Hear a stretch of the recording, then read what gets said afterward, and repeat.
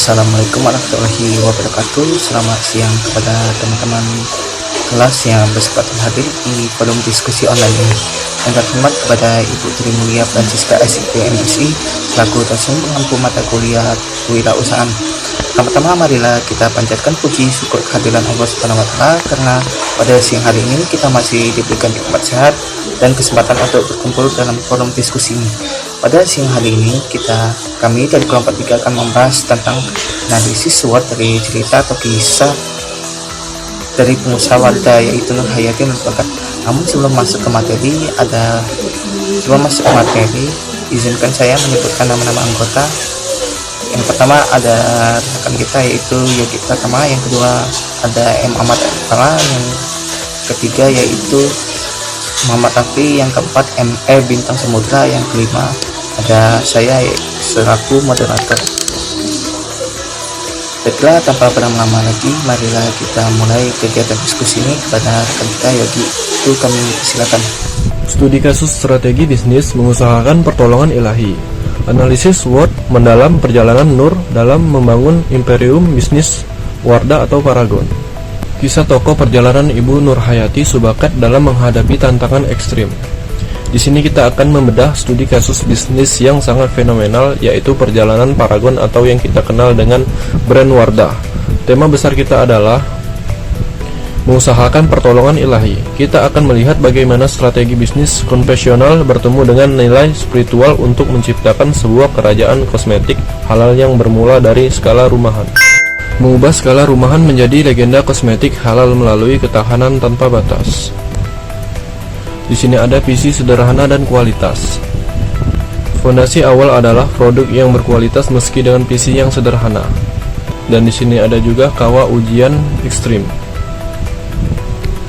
Bisnis ini tidak tumbuh di kondisi ideal. Ia ditempa oleh penolakan pasar dan keterbatasan infrastruktur. Dan ada juga ketahanan spiritual.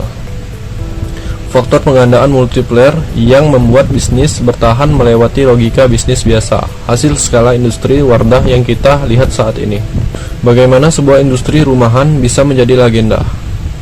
Ada 3 pilar utama. Pertama, visi dan kualitas yang konsisten. Kedua, melewati kawah ujian ekstrim. Paragon tidak tumbuh di lingkungan yang mudah. Mereka menghadapi fitnah hingga tragedi.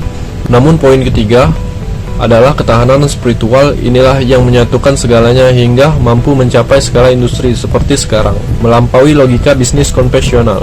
Pemetaan dimensi bisnis benturan antara kekuatan internal dan ancaman eksternal. Baik, di sini adalah ringkasan SWOT.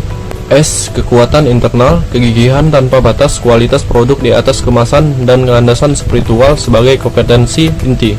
W. Kelemahan internal, keterbatasan operasional, rumahan, dan infrastruktur awal yang minim. O. Peluang internal, pivot, strategi kejaringan salon profesional, dan visi ekspansi pabrik skala besar. T. Ancaman internal, stigma sosial, bencana, kebakaran pabrik, dan krisis kesehatan founder. Terima kasih. Baiklah, saya akan kembalikan ke moderator. Terima kasih atas pemaparannya kepada rekan kita Yogi, dan dilanjutkan oleh pemateri selanjutnya itu saya sendiri. Kita masuk ke kekuatan internal pertama yang menjadi fondasi awal pertumbuhan bisnis ini, yaitu menembus tembok penolakan pasar melalui kegigihan door-to-door. Di slide ini kita melihat sebuah grafik kurva yang menggambarkan perjalanan sangat menantang. Sumbu Y menunjukkan tembok penolakan pasar, dan lihatlah di awal-awal tembok ini sangat tinggi, hampir seperti dinding tak terlewati. Sedangkan sumbu X menunjukkan waktu dan usaha dikeluarkan, kurvanya menunjukkan penolakan troubleshoot di puncak, di mana hampir semua pintu tertutup rapat. Namun perhatikan titik infleksi di mana kurva anjlok tajam setelah strategi kegigihan ekstrim berhasil menembus barir tersebut. Apa yang terjadi di titik puncak penolakan ini? Pertama, penolakan yang sangat keras. Calon konsumen meragukan kredibilitas produk karena kemasan yang masih cula atau tidak profesional. Bayangkan Anda datang ke rumah orang menawarkan produk dalam kemasan sederhana dan langsung dihadapkan dengan skeptisisme. Ini produk apa? Dari mana? Aman tidak? Tembok kepercayaan itu tinggi sekali. Tapi inilah yang membedakan pembisnis biasa dengan pembisnis crew hack. Alih-alih menyerang founder menggunakan taktik crew hack, sangat cerdas. Free trial paksa bukan sekedar menawarkan sampel, tapi memaksa konsumen untuk mencoba dengan pendekatan personal. Mas coba ya, saya kasih gratis, kalau tidak cocok tidak usah beli, tapi kalau cocok Mas bisa pesan lagi. Taktik ini menurunkan risiko konsumen menjadi nol. Konsumen tidak kehilangan apa-apa untuk mencoba. Yang terjadi edukasi pasar setelah tatap muka ini berhasil mengubah penolakan agresif menjadi pelanggan setia salon. Dan awalnya tidak menjadi oh ternyata bagus juga, besok saya order lagi ya. Yang ingin kami tekankan di sini, kegiatan dan order bukan sekedar kerja keras, tapi kerja cerdas dengan strategi psikologis yang tepat. Founder tidak hanya mengetuk pintu, tapi mengetuk hati calon konsumen dengan menghilangkan keraguan mereka melalui pengalaman langsung. Hasilnya kurva yang awalnya tinggi dan menakutkan akhirnya runtuh, dan dibalik kegagalan tembok penolakan itu terbentuklah basis pelanggan setia yang menjadi fondasi utama bisnis kedua, yaitu kekuatan internal kedua. Kualitas premium tersumbung dalam kemasan sederhana. Paradoks persepsi dan realitas. Kelemahan visual yang sebenarnya adalah kekuatan fungsional. Satu, status produksi. Dalam persepsi visual, Barin menjelaskan produk curah buatan rumahan diremehkan, salon-salon mewah, dan realitas fungsionalnya yaitu formulasi skala produk manufaktur raksasa. Dan dua, pengalaman pengguna. Dalam persepsi visual, Barin diragukan karena estetika kemasan sederhana, dan realitas fungsinya yaitu lolos pengujian Bloom Test salon secara organik hingga testimoni. Enak nih wanginya, suka banget sama hasilnya. Dan tiga, yaitu strategi harga. Dalam persepsi visual Barin dianggap barang murahan tanpa nilai. Ini realitas fungsional, keunggulan biaya hemat, sangat efisiensi, dan harganya berkualitas, yaitu kekuatan internal ketiga. Landasan spiritual sebagai jangkar ketahanan perusahaan. Mengungkapkan filosofi fundamental yang menjadi benchmark bisnis 50% tak terlihat dan 10% terlihat. 10% yaitu surplus level yang terlihat. Satu, penjualan produk. Yang kedua yaitu ekspansi pabrik. Yang ketiga, rekrutmen karyawan. 90% deep rival. Akar filosofi. Gambar akar spiritual seperti visual pohon emas. Satu, bisnis sebagai jalan keluar, bukan untuk profit egois, melainkan jalan keluar bagi banyak orang dan jalan ibadah. Yang kedua yaitu ketenangan batin, dijaga dengan keyakinan Tuhan tidak membiarkan hambanya hidup susah jika terus berusaha. Dari penjelasan saya akan melanjutkan ke pemati selanjutnya kepada rekan kita M. Ahmad Akmala, dipersilakan. Saya akan menjelaskan tentang kelemahan operasional atau fast bootstrap, di mana alokasinya adalah lebah mentah, kepengadukan formulasi, mesti tenaga kerja manual, dan juga distribusi. Di sini terdapat dua masalah utama. Pertama, dikasihkan satu, kita bergantungan pada kerja manual, sehingga rawan human error dan sulit berkembang. Scaling lambat. Yang kedua, dikasihkan dua, infrastruktur rumah tangga terbatas dan tidak cocok untuk produksi besar. Dampak kritis, permintaan naik, dan sistem kewalahan, sehingga listrik padam atau korsleting saat produksi meningkat. Intinya, sistem awal tidak siap untuk pertumbuhan besar. Selanjutnya, ulang eksternal pertama atau perubahan model bisnis, dimana kondisi awal target orang lokal atau B2C. Masalahnya adalah konsumen belum percaya mereka kenal. Dari pivot beralih ke salon profesional atau B2B dengan memanfaatkan network. Sebagai contoh, kita salon sebagai channel partner. Keunggulannya adalah yang pertama, permintaan lebih stabil, yang kedua lebih rasional dan efisien, yang terakhir produk langsung menyelesaikan masalah salon. Dengan intinya, ganti target pasar untuk mempercepat pertumbuhan. Yang ketiga, peluang eksternal kedua atau scale up and branding. Langkah besarnya, membangun fasilitas produksi skala besar atau tidak lagi rumahan. Customer brand, yaitu lahirnya merek Wardah dari produk curah jadi brand kecantikan elegan dan bernilai. Misinya, The North Star, menyatukan tujuan bisnis dan kehidupan pribadi founder, membangun perusahaan yang berkelanjutan dan dampak. Pada intinya, naik kelas dari usaha kecil ke industri besar dengan branding yang kuat. Baiklah, terima kasih atas rekan saya yaitu Muhammad Afra, dan materi selanjutnya akan dibacakan Muhammad Afri. Kami persilakan.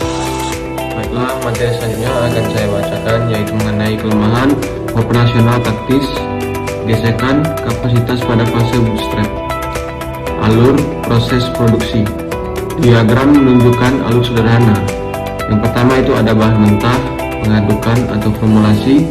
Yang ketiga ada tenaga kerja manual, atau produksi dan labeling. Yang keempat itu ada distribusi peralatan. Artinya proses masih sederhana dan banyak mengandalkan tenaga manusia. Terus ada titik gesekan atau masalah utamanya. Yang pertama itu ketergantungan pada kerja manual. Contoh, ibu-ibu melabeli botol secara manual, dampaknya rentan human error. Terus juga ada produksi jadi lambat. Yang ketiga ada sulit untuk scale up atau meningkatkan kapasitas. Yang kedua ada keterbatasan infrastruktur rumah.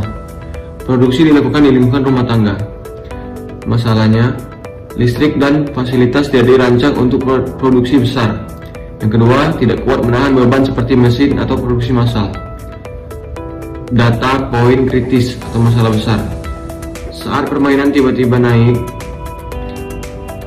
sistem jadi kelebihan beban, terjadi listrik padam, korsleting atau produksi terganggu.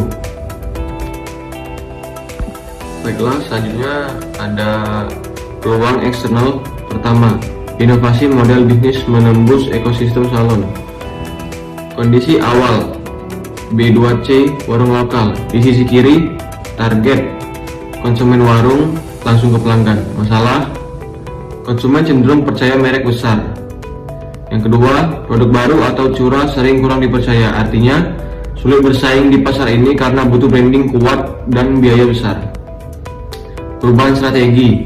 Di tengah ada panah besar disebut perpindahan kuadran kompetisi. Artinya, pindah dari pasar yang sulit ke pasar yang lebih menguntungkan. Bukan cuma jual produk, tapi ubah cara masuk ke pasar. Target baru, B2B, salon profesional di sisi kanan. Pivot, target diubah ke pemilik salon, masuk lewat network effect atau relasi. Yang kedua ada agen atau channel partner, contoh Mbak Ani. Jadi tidak jual langsung ke konsumen, tapi lewat pelaku bisnis lain. Keuntungan strategi B2B, strategic advantage. Yang pertama, salon lebih peduli, performa produk, efisiensi biaya.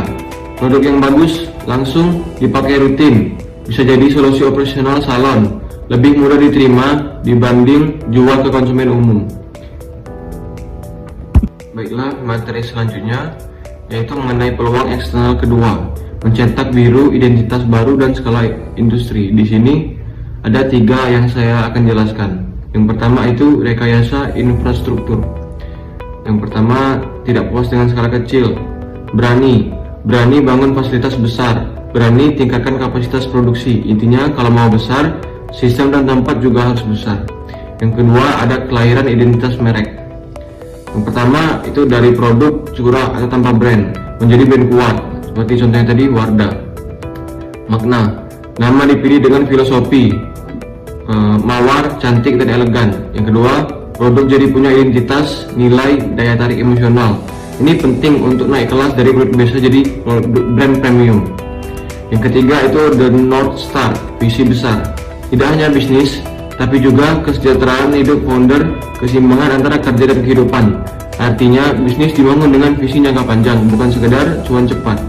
Pada materi terakhir akan dibacakan oleh rekan kita yaitu Bintang Samudra. Kami persilakan.